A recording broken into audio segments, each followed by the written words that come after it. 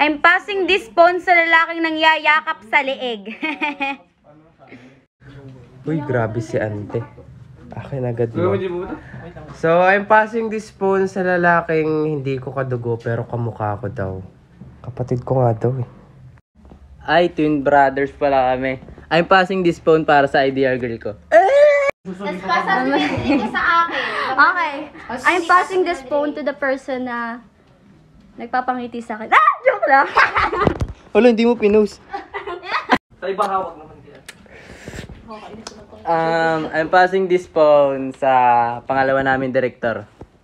I'm passing this phone. Mukha daw siyang artista. We. I'm passing this phone sa mas matangkad pa sa akin. I'm passing this phone sa... Wala lang, gusto ko lang ipasa. Ako na naman. I'm pass